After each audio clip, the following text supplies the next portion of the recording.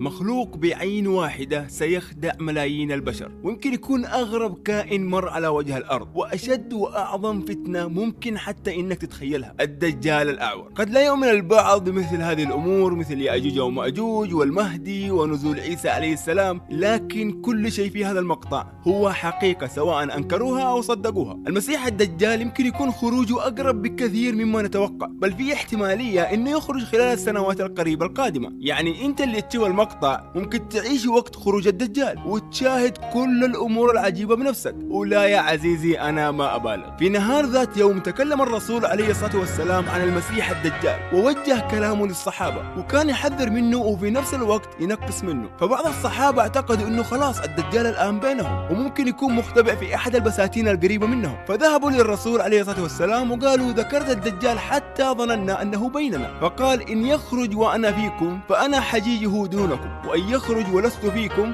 فامرؤ حجيج نفسه، والله خليفتي على كل مسلم. يعني حتى رسول الله كان يعتقد أنه ممكن الدجال يظهر في زمانه. فنعم المسيح الدجال يمكن يظهر في زماننا هذا. طب وين المسيح الدجال؟ وهل هو حي؟ وكيف عنده قدرات خارقة لا يملكها أي كائن على وجه الأرض؟ ومتى بيخرج؟ تعالوا نبدأ بهذه البداية العجيبة جدا. جمع رسول الله يوما الصحابة في المسجد وصلى بهم حتى النساء اجتمعت ذاك اليوم، وحكى لهم هذه القصة اللي أكد على كلامه. قالوا قبل كذا للصحابة تميم الداري هو رجل نصراني جاء للرسول وأسلم وبايع، لكن قبل كذا تميم سافر على ظهر سفينة هو و30 رجل من قبائل العرب، فهاج بهم البحر والأمواج من كل جانب، وفقدوا السيطرة تماما على السفينة. واستمرت السفينة هكذا لمدة شهر، ما يقدروا يتحكموا بالسفينة، لا هم عارفين وين مكانهم ولا حتى في أي اتجاه رايحين، حتى رست وتوقفت السفينة في جزيرة غريبة، وأول مرة يشاهدوا هذه الجزيرة. فنزلوا من السفينة بعد معاناة شهر من التخبط والضياع والتعب، فدخلوا الجزيرة الغريبة، وهنا تبدأ أول الأمور الغريبة. وجدوا دابة كثيرة الشعر لدرجة إنك ما تعرف وجهها من ظهرها، فوقفت أمامهم فانصدموا وخافوا منها، فقالوا ويلك ما أنت؟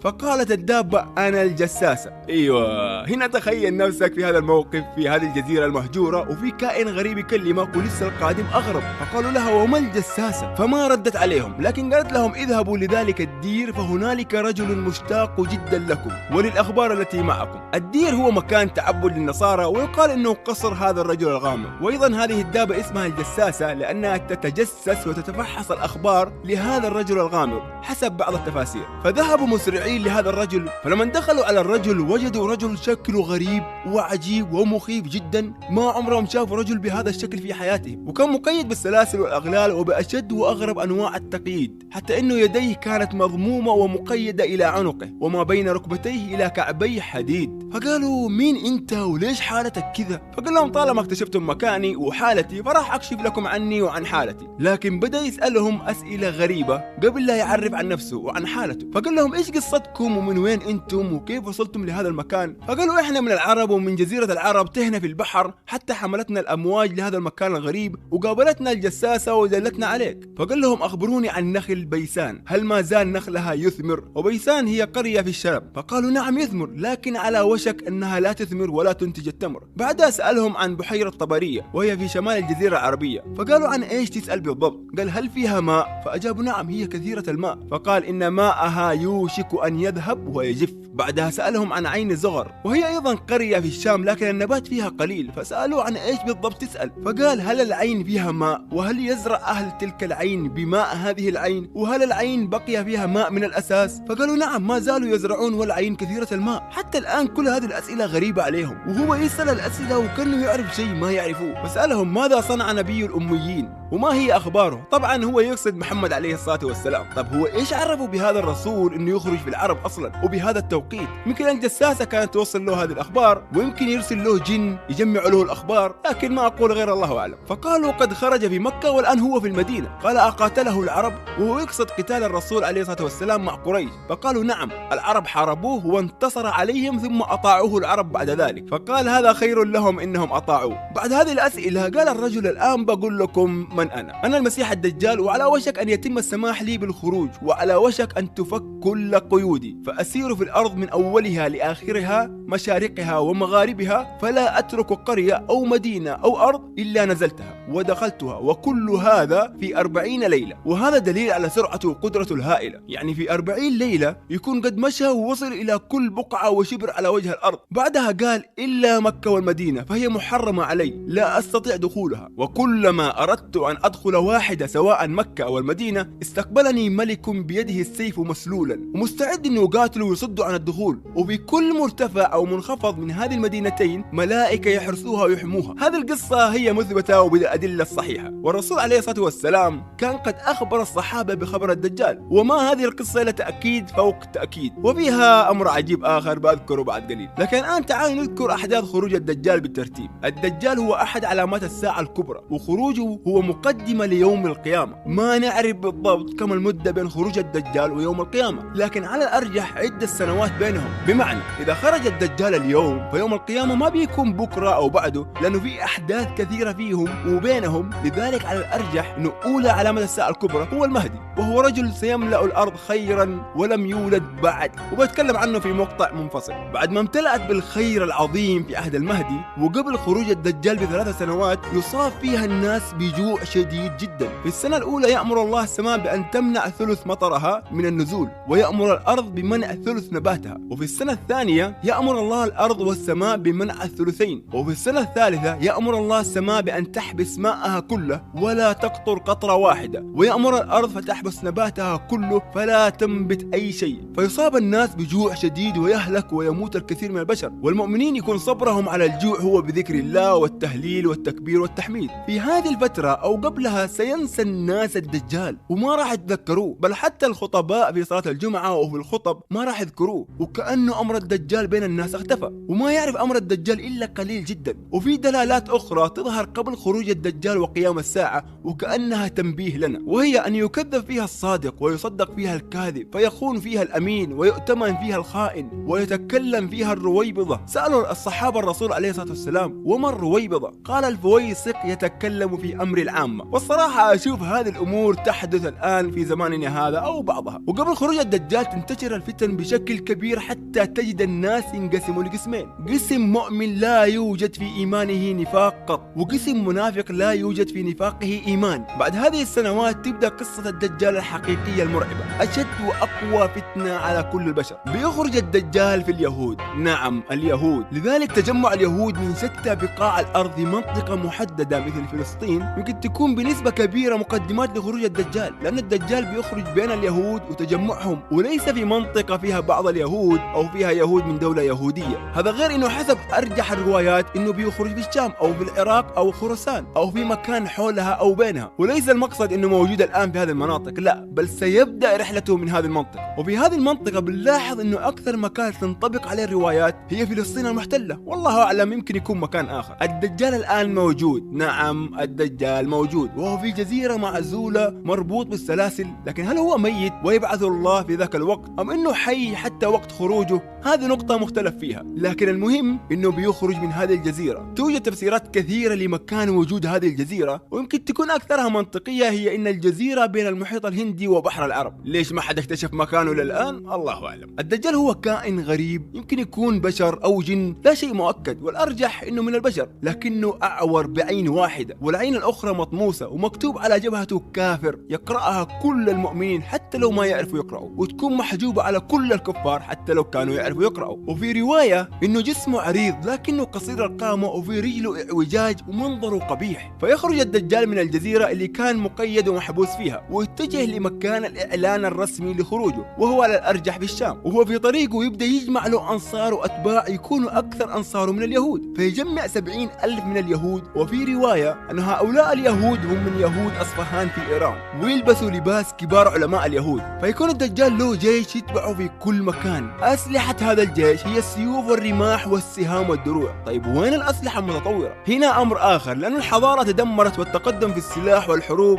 بيكون قد تدمر، فعادت البشرية من حيث الحروب لمثل ما كانت عليه بداية البشرية وبأدوات الحروب القديمة المعروفة. فإذا وصل الدجال للشام هنا يعلن فتنته ويقول: أنا ربكم الأعلى فاعبدوني وأطيعوا أمري. الناس في هذه المرحلة خارجين من أزمة شديدة وإيمانهم في أضعف حالاته بشكل عام، و3 سنوات عصيبة جدا جعلت الكثير منهم ضعيف وممكن يصدق أي شيء، فما بالك بالمسيح اللي من شدة فتنته يأمر السماء السماء فتنزل المطر، ويأمر الأرض فتنبت أفضل نباتها حتى تكون الجبال خضراء والحيوانات سمينة وبطيئة الحركة من سمنها. هذه بحد ذاتها تجعل قليل الإيمان يسلم نفسه للدجال. الدجال يملك قدرات يشيب منها رأس الطفل، فهو لديه نار وجنة تراها وكأنها فعلا نار وجنة حقيقية، لكن جنة نار ونار وجنة. وفي رواية أن له نهران يجريان، أحدهما ماء بارد أبيض والآخر نار ملتهبة. يقول عليه الصلاة والسلام: إذا رأيت هذا الأمر فاغمض عينيك وادخل في النهر الذي فيه النار، أو أدخل النار التي أمامك فهي عكس ما تراه لأنها جنة باردة. ومن قدراته أنه يقول للرجل: لو بعثت أمك وأبوك من الموت وجعلتهم أمامك الآن فهل تؤمن بأني أنا ربك؟ فيقول نعم. فيأمر الدجال شيطانين بأنهم يتمثلوا ويتجسدوا بصورة أبوين هذا الرجل، فتقول الأم ويقول الأب: يا بني اتبعه فإنه ربك. فيؤمن هذا الرجل بأن الدجال هو ربه. لكن الدجال بيواجه رجل مؤمن حق والحوار معاه بيكون مختلف. الدجال بيسأل المؤمن: هل تؤمن أنني أنا الله؟ فيقول لا، بل أنت عدو الله. فيأخذ هذا الرجل ويقطع بالمنشار إلى قسمين أمام الناس ويموت أمامهم، ثم يعود هذا الرجل للحياة كما كان من قبل. فيقول الدجال: انظروا إلى عبدي هذا فإني أبعثه، ثم يزعم أن له رب غيري. فيسأل الرجل: من ربه؟ فيقول المؤمن: ربي الله وأنت عدو الله، أنت الدجال. والله ما كنت قط أشد بصيرة إلا بعد ما حدث اليوم. فيصيح هذا الرجل في الناس يقول: يا ناس هذا كذاب، وهو ليس بربكم ولن يستطيع أن يقتل ويفعل ما فعل بأحد غيري، فقد كانت له واحدة واستخدمها وما راح يقدر يكررها أبدا. فيتحدى الدجال إنه يقتله، وكل ما حاول الدجال إنه يقتل هذا الرجل المؤمن ما يقدر، فيضطر إنه يرميه في نار الدجال، واللي هي في الأساس نهر بارد وجنة خضراء. يقول الرسول عليه الصلاة والسلام: هذا الرجل هو أعظم الناس شهادة عند رب العالمين.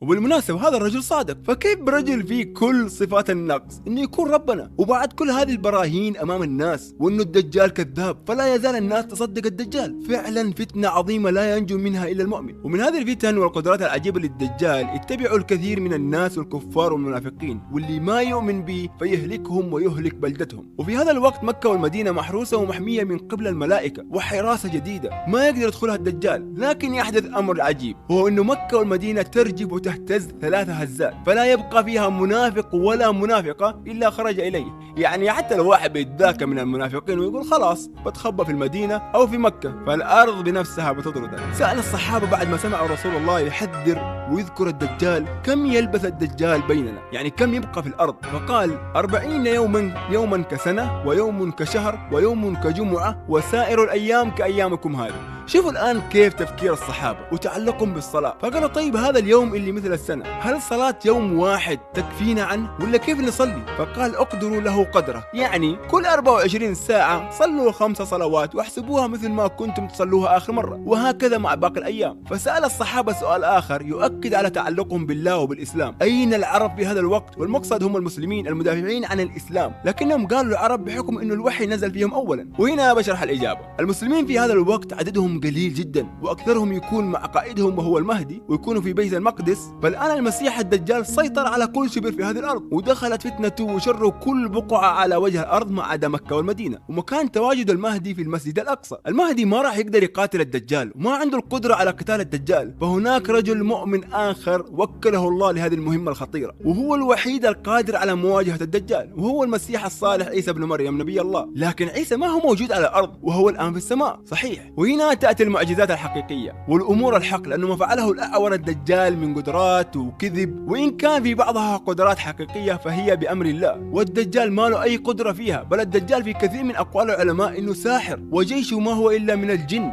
غير البشر، ويأمرهم يفعلوا ما يأمر به. وبعد كل هذه الأحداث يحاصر الدجال وجيوشه من اليهود وباقي البشر من استطاعوا خداعهم يحاصروا المسلمين وإمامهم وقائدهم المهدي، فيتقاتلوا مع الدجال، وينتهي أمر المسلمين إلى أنهم تحصنوا في بيت المقدس، ما يقدروا يخرجوا لقتال الدجال، ولا حتى الدجال يقدر يدخل المسجد بأمر من الله. لذلك تجد اليهود متعلقين وبقوة بأرض فلسطين، لأنهم بينتظروا مخلصهم المسيح الدجال، ويعتقدوا أنه بيخلصهم من العذاب، ولكن العكس صحيح. وفي وقت صلاة الفجر يجتمع المسلمين ليصلوا الفجر وإمامهم المهدي في بيت المقدس. في هذا الوقت ينزل عيسى عليه السلام بطريقة تقشعر منها الأبدان. ينزل عيسى من السماء وعليه ثياب مائلة للون الأصفر، واضع كل يد على جناح من أجنحة الملائكة، الملائكة. يكون النور في وجهه وكأنه قطعة لؤلؤ ساطعة يقطر منها الماء من أثر الوضوء، ويكون نزوله عند المنارة البيضاء في دمشق، فيتجه لبيت المقدس ويجد المسلمين يصلون صلاة الفجر، فيدخل عيسى عليه السلام لصلاة الفجر، فيتراجع المهدي عن الإمامة أدبا وتقديرا لنبي الله عيسى، فيشير له بأن يتقدم ويكون هو الإمام، ويقول فإنها لك أقيمت. وهذا تشريف من الله لهذه الأمة وللمهدي أن جعل إمام المصلين هو من هذه الأمة، مع أنه من ضمن المصلين هو عيسى بن مريم. بعد انتهاء الصلاة يأمر عيسى المسلمين بأنهم يفتحوا باب المسجد ويستعدوا لقتال الدجال، ويكون عيسى هو قائدهم. سبحان الله، يصلوا الفجر مع عيسى عليه السلام والمهدي، ويقاتلوا الدجال مع عيسى عليه السلام والمهدي. ما هذا الفضل العظيم! فإذا انفتح الباب تقدمهم عيسى بن مريم،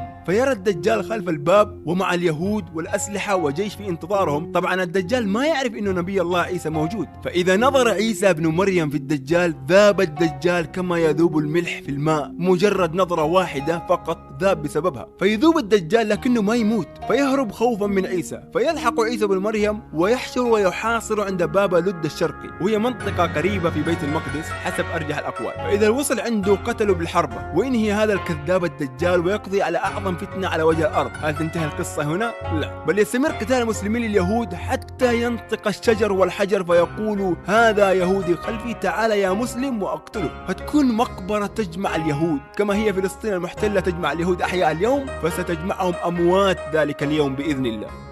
هنا تنتهي قصة الدجال الكذاب، لكن في أحداث بعده وأحداث قبله بيكون لها مقطع منفصل بإذن الله، فكونوا على استعداد للمحتوى القادم قريبا. لكن الآن بشرح بعض الأمور الغير واضحة للبعض. البعض يقول الدجال فتنة عظيمة، وأشد فتنة من هذا لم يذكره الله في القرآن. أولا كمسلمين نؤمن بالقرآن تماما كما نؤمن بالسنة الصحيحة، لأنها كلها من عند الله، ومن نقل لنا القرآن هو بنفسه من نقل لنا السنة. وعندكم مثلا الصلاة ذكرت في القرآن، لكن كيف نصلي، كم عدد الركعات، تفاصيل كثيرة وذكرت في السنة فقط ولم يذكرها القرآن. هل بكذا الصلاة أهميتها نقصت؟ لا طبعا. لذلك عدم ذكر الدجال في القرآن لعله فيه حكمة لا نعلمها، وبعض العلماء قال عدم ذكره في القرآن إنما هو تقليل من قدر الدجال وإهانة له. وذكر الله الدجال في القرآن بطريقة غير مباشرة في قوله تعالى يوم يأتي بعض آيات ربك لا ينفع نفسا إيمانها لم تكن آمنت من قبل أو كسبت في إيمانها خيرا قل انتظروا إنا منتظرون. يقول عليه الصلاة والسلام ثلاث إذا خرجنا لا ينفع نفس إيمانها لم تكن آمنت من قبل أو كسبت في إيمانها خيرا، وذكر منها الدجال. سؤال آخر، ليش الله يضع لنا هذه الفتنة بهذه القوة؟ أولا هذا أمر من الله ولا نعترض عليه ونقول سمعنا وأطعنا. ثانيا كل هذا هو ابتلاء واختبار للخلق، فهذه الدنيا هي في الأساس مكان اختباره في الآخرة، إما حياة سعيدة أبدية أو حياة تعيسة أبدية، ويرحم الله من يشاء. الدجال ممكن يظهر في وقتنا هذا، يعني ممكن أنا وإنت نجيب الدجال ونواجه هذه الفتنة العظيمة. إيش نسوي لو قابلناه؟ أولا أنت من الآن جهز نفسك قبل ما يظهر الدجال، كما وصانا الرسول عليه الصلاة والسلام إنه بعد التشهد الأخير بالصلاة نستعيذ بالله من أربع: اللهم إني أعوذ بك من عذاب جهنم ومن عذاب القبر ومن فتنة المحيا والممات ومن شر فتنة المسيح الدجال. وفي الحديث من حفظ 10 آيات من أول سورة الكهف، وفي رواية من آخر سورة الكهف، عصم من الدجال. الآن كل هذه الأمور فوق إنه فيها أجر وفوائد كثيرة إلا إنها بإذن الله تحميك من الدجال. طيب عشت وقت خروج الدجال، فمهما كان إيمانك قوي فلا تروح تواجه الدجال، وتجنب مواجهته بأي طريقة. دخل مصر روح الأردن، دخل السعودية روح اليمن، خليك في مكة أو في المدينة. إذا واجهته لا محالة فاستعذ بالله منه ومن الشيطان، واذكر الله وأقرأ عليه فواتح سورة الكهف، وإن شاء الله ما نقع في هذه الفتنة. ولو كنت غير مسلم تشك في هذه القصص، فلما تعرف وتتأكد بأن الرسول عليه الصلاة والسلام أخبر بأمور تقع في حياته وبعد موته وفي وقتنا الحالي وبالفعل وقعت وبالأدلة بما لا يدع مجال للشك، هنا لازم تصدق بأمر الدجال، لأن الأدلة واضحة، ولو بتكذبها فأنت بتكذب نفسك. وطالما أنت يعني آمنت يعني بالدجال فأكيد يعني راح تؤمن بالإسلام وبمحمد عليه الصلاة والسلام. والحمد لله على كل حال. شكرا لكل من ساعدنا في نشر ودعم هذا المحتوى، ولنا لقاء قريب بإذن الله، وسلام.